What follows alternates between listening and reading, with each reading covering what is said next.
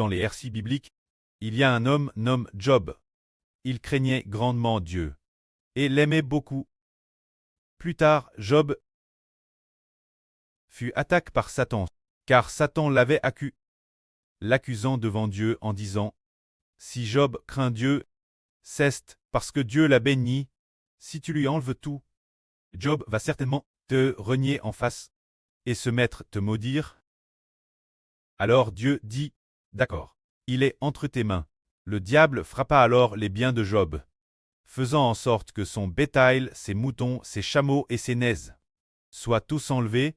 De plus, les 10 enfants de Job moururent ce jour-là. Pourtant, Job aimait toujours profondément Dieu et ne prononna aucune parole rebelle.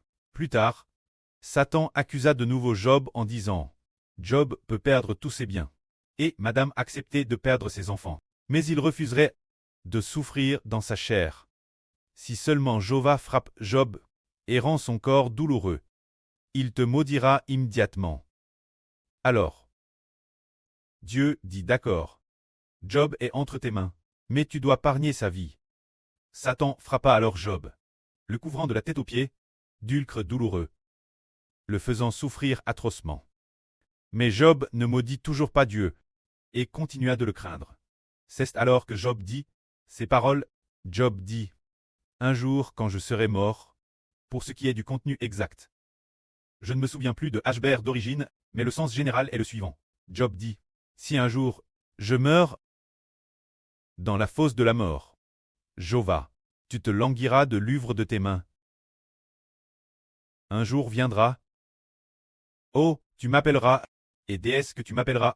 Depuis la fosse du jour des morts, je te répondrai aussitôt. » Job exprimait ainsi le désir ardent d'un homme qui, après sa mort, verrait un jour Dieu l'appeler. Et Job répondrait aussitôt. Par exemple, Job tant mort dans sa tombe, son esprit dans le jour des morts, et alors Dieu dirait « Job sort » et Job ouvrirait les yeux dans son esprit et dirait « Jéhovah, me voici. » Peut-être que Job, en répondant l'Éternel, pleurerait d'émotion. Pour quelle raison? Parce que Job comprenait Dieu. Il pensait que c'était Dieu qui l'attaquait et le faisait souffrir atrocement. Mais il aimait toujours beaucoup Dieu. Et il croyait aussi qu'un jour, Madame s'il mourait, Dieu viendrait, le moment venu, appeler Job pour le faire sortir de la fosse de la mort. On voit que la relation entre Job et Dieu était TRS solide. Dieu tenait aussi beaucoup Job. Et le précleste désire aussi qu'un jour, le moment venu, le précleste appellera certainement Job. Job sortira sûrement. Le précleste se souviendra certainement des souffrances de Job à l'époque, des dures preuves qu'il a subies. Plus tard, Dieu a de nouveau béni Job. Après avoir béni Job, Job a vécu joyeusement dans l'amour de Dieu. Tout l'heure, nous parlions de Job, et sans y penser, nous avons pas notre surdescend. Si l'on dit que Job a subi une grande preuve, la surdescend a aussi subi une TRS grave. TRS grave, TRS grave preuve. Mais le précleste a dit 2 fois au frère Hber que le preuve de la surdescend t'est DJ Russie. Et la deuxième fois, après quelques mois, quand il l'a dit la deuxième fois, disant que lorsque la surdescend t'est mise l'épreuve, lors de l'épreuve complète, elle l'avait réussi. Elle a laissé ces mots victorieuse par la foi.